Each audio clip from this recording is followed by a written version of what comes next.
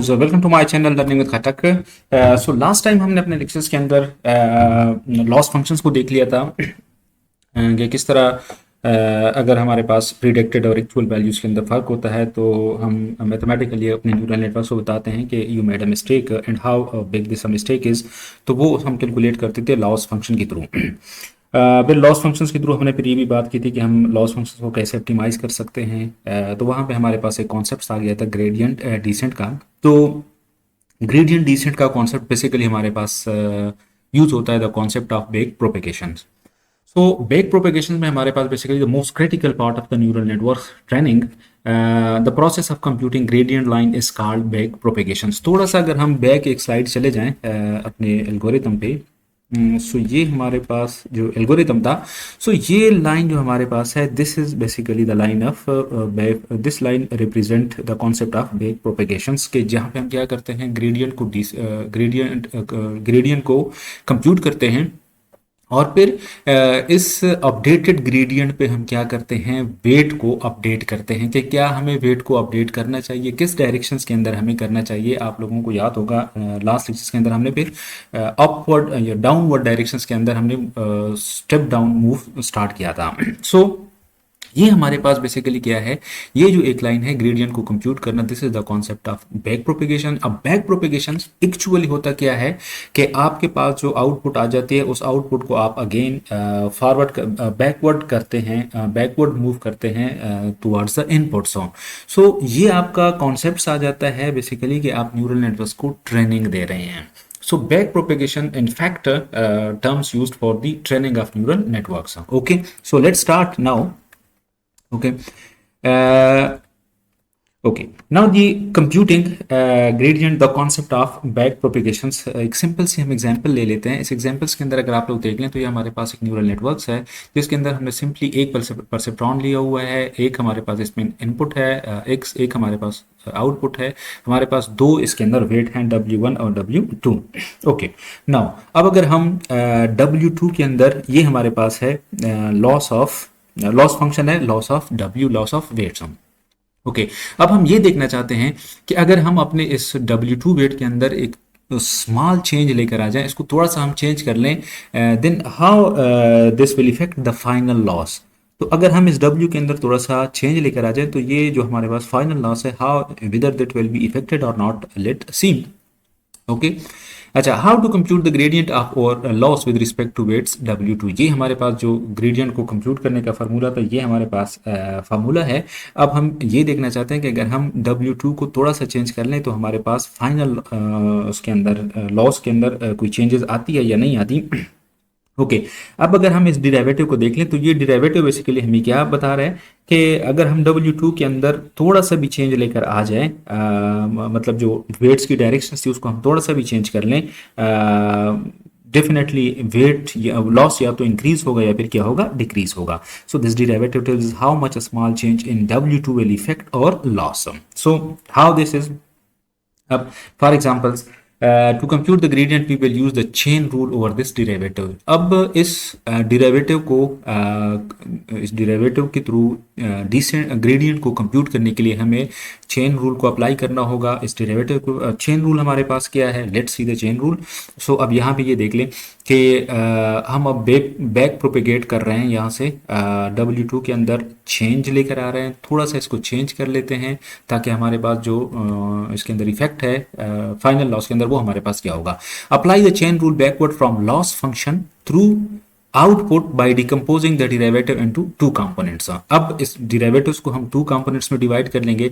ये हमारे पास था final loss with respect to weight 2। So ये हमने कर लिया final loss with respect to output and then final जो output है with respect to W2.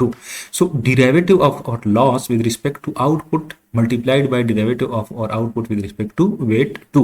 तो ये हमारे पास, अब ये हमें क्या बता रहा है कि अगर हम थोड़ा सा W2 के अंदर चेंज कर लें तो अगर ये वैल्यू, अगर ये हम कंप्यूट कर लें तो हमें पता चल जाएगा कि ये हमारे पास जो फाइनल हमारे पास वेट आ रहा है उस पर हमारे पास कोई इफेक्ट करता है या नहीं करता। ओके, नाउ ये तो अब हमारे पास था सिर्फ W2 के अंदर अगर हम चेंज करते हैं।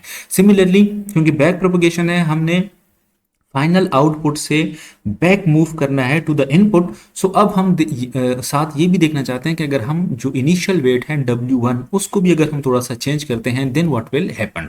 सो let's compute the gradient for the weight W1। So अब हम अगर अगेन इस पे भी हम जो ग्रेडियंट कंप्यूट करते हैं, डिराइवेटिव हमारे पास है, तो उस पर भी हम क्या करेंगे, चेन रूल अप्लाई करेंगे। सो यहाँ पे अगर आप लोग देख लें, ये भी आपके पास लॉस ऑफ W अगेन हमने सिर्फ W2 को रिप्लेस कर दिया W1 के साथ, लेकिन ये अगर आप लोग देख लें तो ये अगेन हमारे पास क्या है, कंप्लीट डिराइवेटिव है। अच्छा, ये भी आप अगर देख लें तो ये भी आपके पास क्या है, डिराइवेटिव है। तो इस डिराइवेटिव इस टर्म पे हमने चेन रूल अप्लाई कर दिया, हमने इसके अंदर डिवाइड कर दिया। तो ये अगर आप लोग देख लें तो अगेन ये हमारे पास डिराइवेटिव है, तो इसको भी हमें क्या करना होगा, इसको भी हमें चेंज करना होगा। This is another derivative can not evaluated directly. So इसको भी हम डिकम्पोज करेंगे। अब डिकम्पोज हम कैसे करेंगे, तो वो हमारे पास ये है कि अब हमने जो आउटपुट से हम बैक प्रोपिगेट कर गए परसेप्ट्रॉन के पास, और परसेप्ट्रॉन के थ्रू हम चले गए दोबारा इनपुट्स के पास। So we have to apply recursively chain rule instantiation of chain rule once more to because of derivative.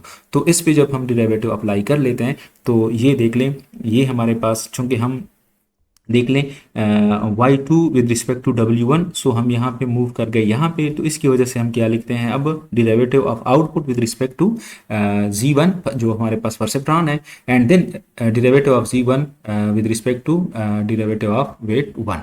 सो ये हमारे पास क्या था, ये जो ग्रेडियंट है, this gradient can be propagated through the hidden unit from, ये जो ग्रेडियंट हमारे पास, ये ग्रेडियंट ये हमारे पास अब मूव कर रहा है। देख लें यहाँ से सबसे पहले इसने जो फाइनल लॉस था यहाँ से इसने मूव कर दिया यहाँ पे, सो यहाँ से इसने मूव कर दिया यहाँ पे, और यहाँ से इसने मूव कर दिया जो इनपुट था हमारे पास यहाँ पे मूव कर दिया। सो ये हमारे पास जो चेन रूल है, रिकर्सिवली चेन रूल है, ये भी हमें यही बता रहा है कि हमने यहाँ पे जो ग्रेडियंट था वो कंप्यूट किया, यहाँ से हम मूव कर गए, देख लें आउटपुट y के पास, और यहाँ से हम मूव कर गए Z1 के पास, और C1 से हम मूव कर गए W1 के पास हम मूव कर गए। ओके, तो ये हमारे पास था। अब ये प्रोसेस, लेट सपोज हमारे पास तो यहाँ पे सिर्फ दो वेट्स थे W1 और W2, हमारे पास neural network, deep neural network के अंदर हमारे पास मिलियंस ऑफ वेट्स हो सकते हैं। तो हमने क्या करना होगा, हमने repeat this for each weight in the neural network using gradient from the last layer. जो हमारे पास लास्ट लेयर होगा, जो आउटपुट लेयर है, इसी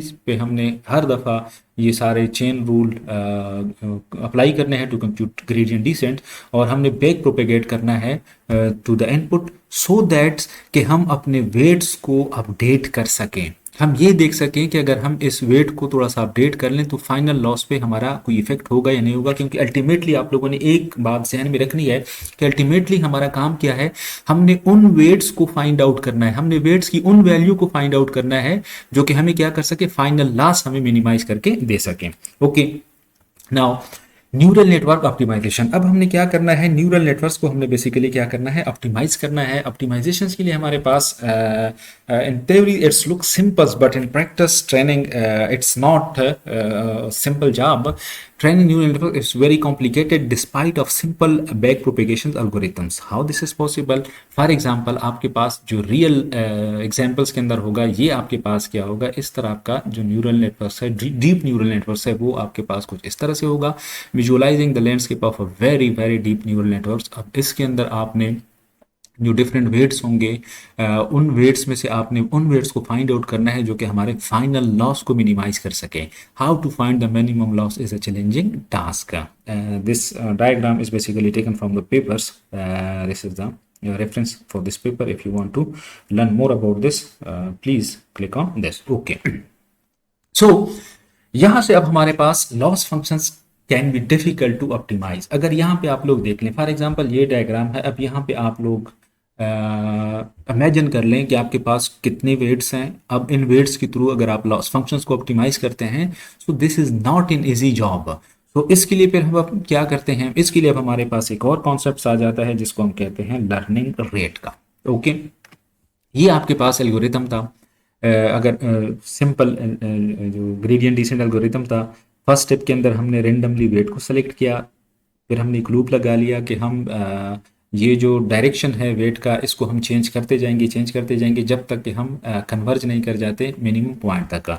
सो हर एक स्टेप पे हम ग्रेडियंट कंप्यूट करते हैं और फिर उसके अकॉर्डिंगली हम क्या करते हैं, वेट को अपडेट करते हैं।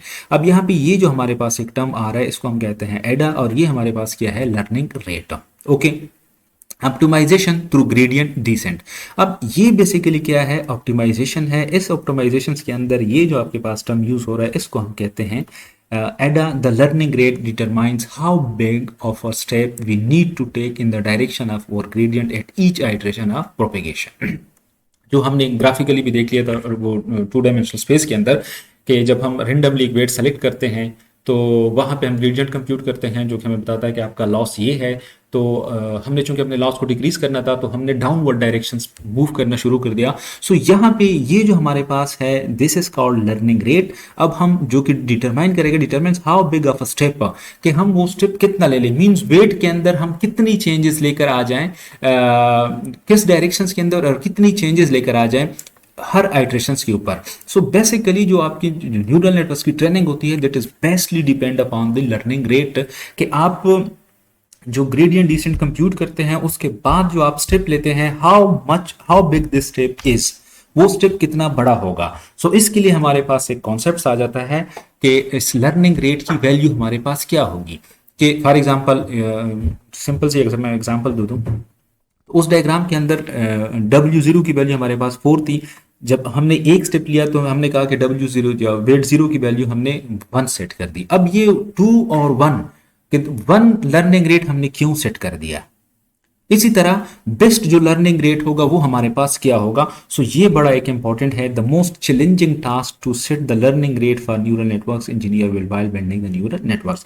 तो न्यूरल नेटवर्क्स बिल्डिंग बनाते वक्त जो इंजीनियर्स को सबसे मुश्किल टास्क आता है कि इसको कैसे सेट कर लें, how to set the learning rate values. Okay, so ये आपके पास है। लेट सपोज हम कहते हैं setting the learning rate value.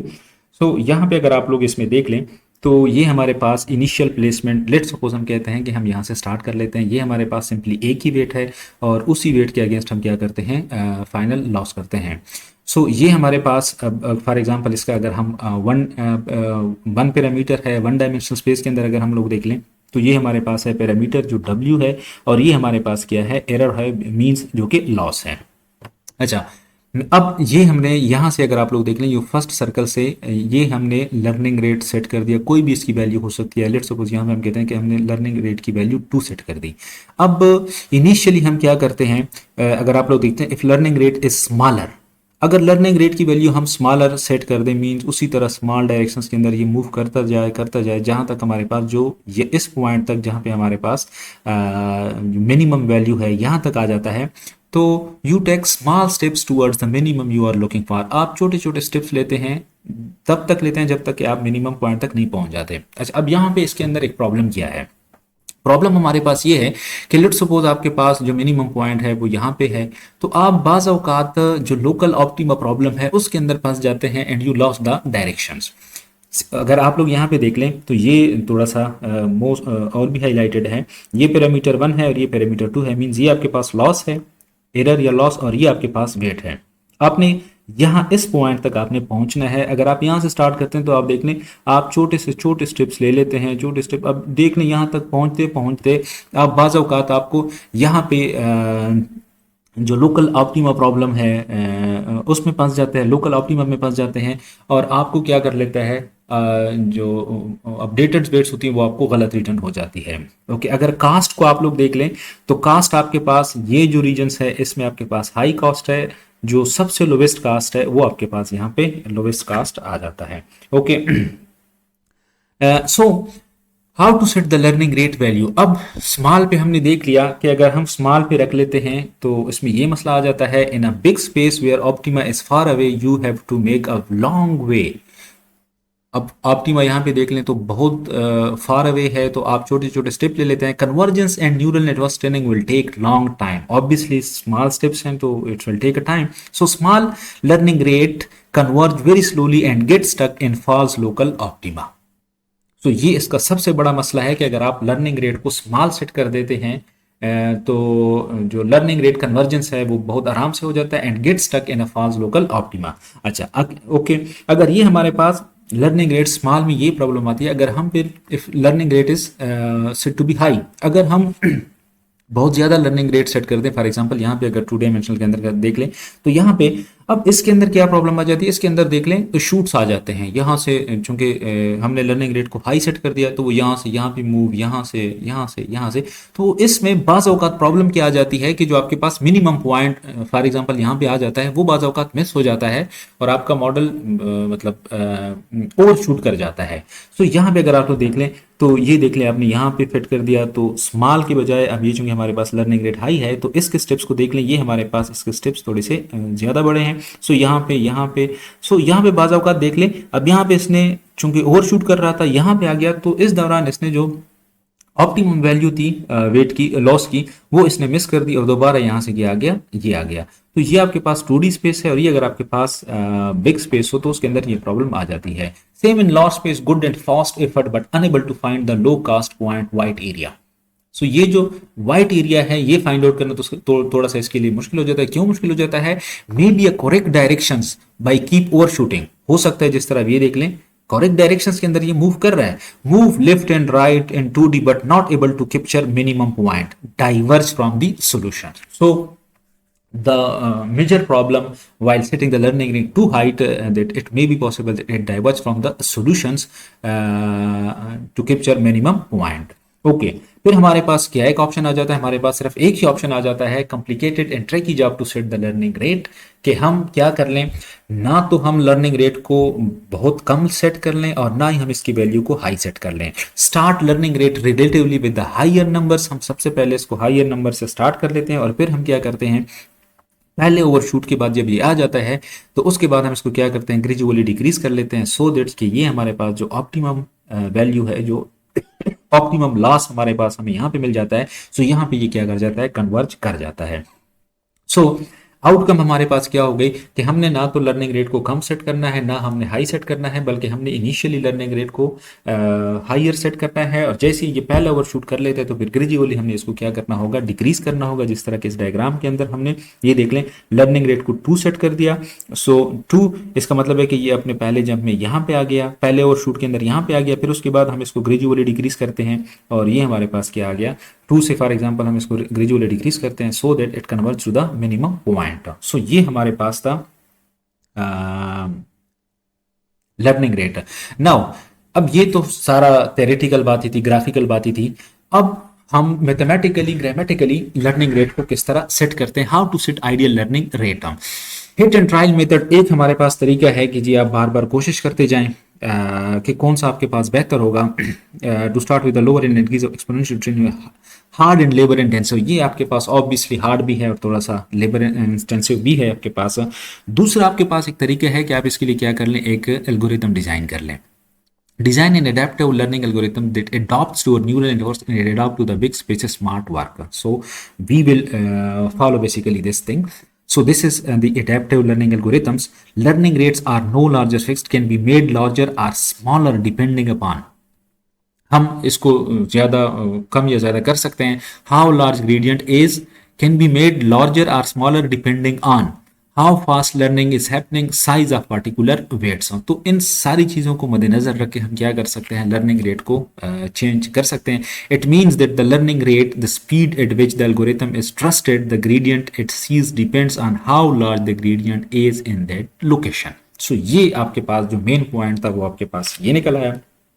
Okay so जो learning rate basically different algorithms हैं या मिश्रा यूरोप्स की साइड से इंफॉर्मेशन ली गई है कि यूज़ लर्निंग रेट शेड्यूलिंग, आप मैनुअल अप्रोच भी यूज़ कर सकते हैं, train many models, power scheduling भी यूज़ कर सकते हैं, एक्सपोनेंशियल शेड्यूलिंग भी यूज़ कर सकते हैं, पीस वाइज शेड्यूलिंग भी यूज़ कर सकते हैं, परफॉर्मेंस शेड्यूलिंग भी यूज़ कर सकते हैं, वन साइकिल शेड्यूलिंग भी यूज़ कर सकते हैं। इसके अंदर ये जो इंट्रोडक्शंस गिवन है इसको थोड़ा सा आप लोग खुद पढ़ लें। ओके अच्छा, अब जो प्रैक्टिकली हम जो लर्निंग रेट हमारे पास होता है या लर्निंग रेट जो एडाप्टिव एल्गोरिथम्स होते हैं वो हम यूज़ भी हमने अभी तक किए हैं, वो कौन से यूज़ होते हैं। बेसिकली जो gradient descent algorithm adaptive algorithm है वो आपके पास एसजीडी, एडम, ये आपके पास इसकी इम्प्लीमेंटेशन है, ये इसके डिफरेंट नेम्स हैं, ये इसके रेफरेंसेस है। It means that the learning rate, the speed at which the algorithm is trusted, the gradient is sees depends on how large the gradient is in fact and that locations. So ये आपके पास different algorithms हैं और ये इसकी implementation methods हैं कि कैसे आप इसको इम्प्लीमेंट कर सकते हैं। ओके, अब जो कुछ अभी तक हमने पढ़ा इसको हम क्या करते हैं, एक सिंगल स्लाइड्स के अंदर लेकर आते हैं, putting it all together in code you studied. जब जो कुछ आपने अभी तक पढ़ा उसको हम एक स्लाइड्स के अंदर लेकर आते हैं। सो ये आपके पास अगर आप लोग देख लें तो ये आपने एक सीक्वेंशियल मॉडल, सबसे पहले डिफाइन यूर मॉडल, आपने मॉडल डिफाइन किया, फिर उसके बाद आपने define optimizer together with learning rate. आपने क्या कर दिया, जो ऑप्टिमाइजर था आपने वो सेलेक्ट कर दिया, हाँ with learning rate can replace with any optimizer. ये आपने एस जी डी को यूज़ किया, एस जी डी के बजाय आप यहाँ पे कुछ भी यूज़ कर सकते हैं। मीन्स ऑप्टिमाइजर आपकी मर्जी है, डिपेंडिंग अपन योर प्रॉब्लम आप डिफाइन कर सकते हैं। ओके, फिर उसके बाद आप एक लूप लगा लेते हैं और फिर forward pass through the network का जो फॉरवर्ड प्रोपिगेशन, क्योंकि सबसे पहले हमें इनिशियल प्रिडिक्शंस करनी होती है।